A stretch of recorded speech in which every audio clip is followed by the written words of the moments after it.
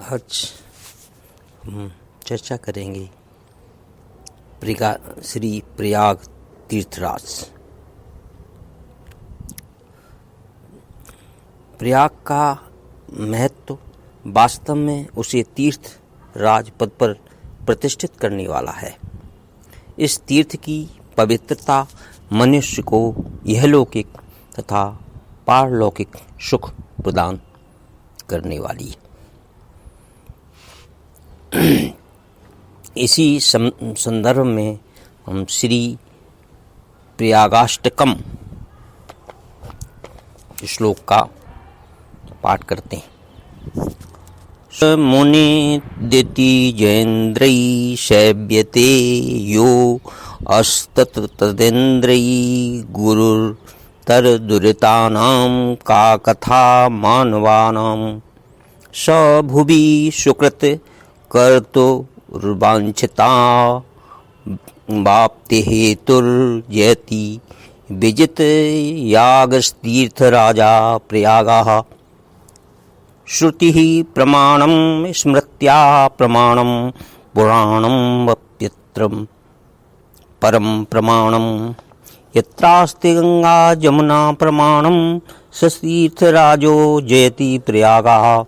न यत्र योगाचरण प्रतीक्षा न यत्र यज्ञेष्ट विशिष्ट दीक्षा न तारक ज्ञान गुरोर्वेक्षा स तीर्थराजो जयति प्रयागः।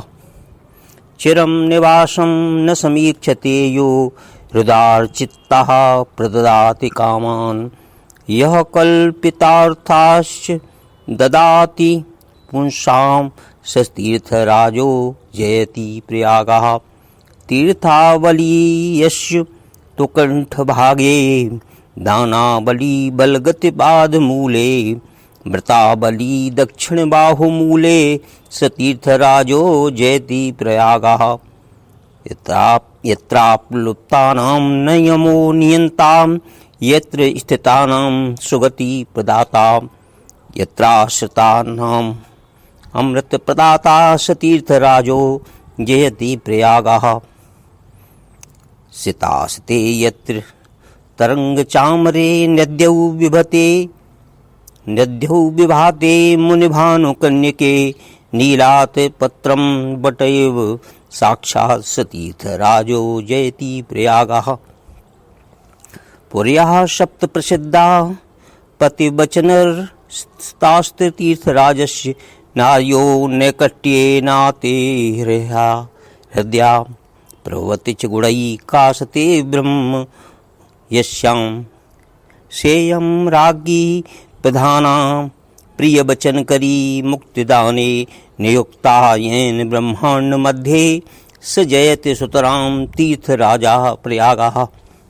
ये श्री प्रयागाष्टकम है। इसका जो अर्थ है, आलस्य छोड़कर देवता मुनि असुर राज आदि भी जिनकी सेवा निरंतर ही करते रहते हैं, तब फिर बड़े बड़े पापों में निरत रहने वाले मनुष्यों की तो बात ही क्या है।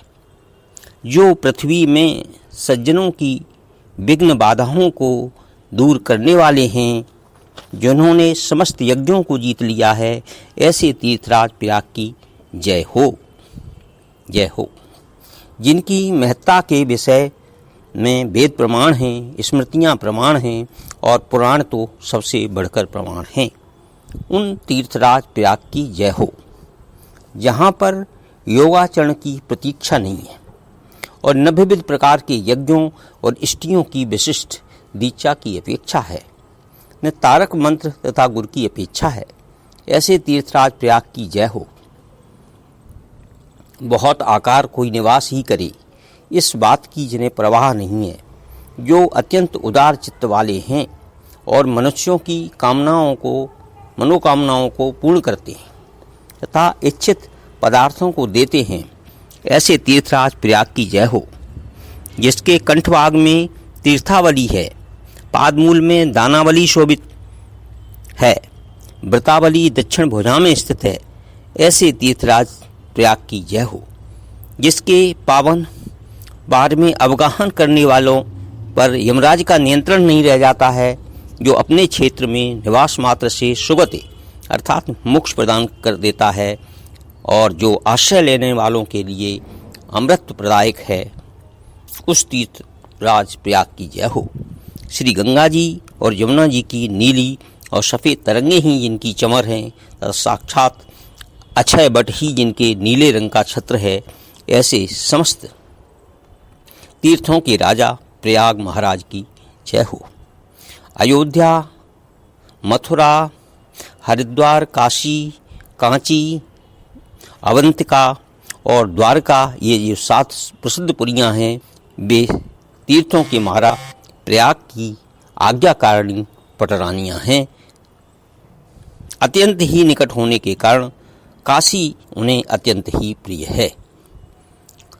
जिसमें कि ब्रह्म प्रकाशित होता है, वह इन सब रानियों में प्रधान है। काशी यानी उस आज्ञाकारिणी रानी को मुक्त देने का काम तीर्थराज ने सुपुर्द किया है, और अर्थात वह अपने निकट मरने वालों को मुक्त ही देती रहती हैं। ऐसे तीर्थराज प्रयाग की इस ब्रह्मांड के बीच में सदैव जय हो, सदा ही जय हो। ये आपका प्रयागाष्टकम का अर्थ हुआ। अब प्रयाग की जो महात्म है उनका जिक्र जो है, वर्णन जो है, ऋग्वेद के सूक्त में भी आता है। उसमें कहा गया है, ऋग्वेद सूक्त के अनुसार, जो व्यक्ति सित तथा असित अर्थात गंगा और जमुना के संगम पर स्नान करता है वह स्वर्ग प्राप्त करता है, और जो यहाँ अपना शरीर छोड़ता है वह मोक्ष को प्राप्त करता है। इसके अलावा मत्स्य पुराण, कूर्म पुराण, स्कंद पुराण में भी प्रयाग को बहुत ही पवित्र स्थान माना गया है, और महाभारत के अनुशासन पर्व में भी प्रयाग में स्नान द्वारा स्वर्ग प्राप्ति का उल्लेख है। इसको पद्म पुराण में तीर्थों का राजा कहा गया है। कहा जाता है कि प्रयाग में एक बार ब्रह्मा ने यहाँ यज्ञ किया था, तो प्रयाग को मध्य वेदी बनाया गया था। मध्य की वेदी को चित्त को उत्तर वेदी, गया को पूर्व वेदी बनाया गया था। प्रयाग में गंगा, जमुना तथा सरस्वती तीनों धाराएं मिलकर 2 धाराओं में बदल जाती हैं, परिणत हो जाती हैं। इसी से इसका नाम त्रिवेणी तथा संगम पड़ा। मत्स्य पुराण में कहा गया है कि प्रयाग तीर्थ के दर्शन मात्र अथवा स्मरण मात्र से मनुष्य पापों से मुक्त हो जाता है। इसी तरह से अग्नि पुराण में भी इसका जिक्र आया है, नारद पुराण में भी इसका जिक्र आया है। कहते हैं यहाँ तीनों मूर्तियां हैं, निवास करती हैं प्रयाग में। विष्णु सदैव अपनी योग मूर्ति में प्रतिष्ठित रहते हैं, रुद्र भी यहाँ निवास करते हैं, और इन्होंने अपने त्रिनेत्र संसार को भस्मीभूत किया था उस प्रयाग का, लेकिन भस्म नहीं हुआ था। इसलिए मत्स्य पुराण में प्रयाग के त्रिदेवों का स्थान बताया गया है। प्रयागे निवसन्त्येते ब्रह्मा विष्णु महेश्वरा, उत्तरेण प्रतिष्ठानाच्छदना ब्रह्म तिष्ठति, बेड़ी माधव रूपी तू भागवांस्तत्र तिष्ठति। इस तरह से कहा गया है। कहा जाता है मत्स्य पुराण में कि जो व्यक्ति यहाँ 1 मास तक ब्रह्मचर्य पूर्वक प्रयाग में निवास करता हुआ देवता तथा पितरों का पूजन करता है, उसे मनोवांछित फल की प्राप्ति होती है। इस तरह से ये प्रयाग का महत्व है, जो कि पारलौकिक सुख को प्रदान करने वाला है और यहलौकिक सुख प्रदान करने वाला है। इस तरह से ये तीर्थराज का महत्व है। और जो लोग यहाँ प्रयाग में जाकर श्री प्रयागाष्टकम का पाठ करते हैं अथवा सुनते हैं, उसे परलौकिक सुख प्रदान होता है, मुक्ति की प्राप्ति होती है। इति परमात्मने नमः।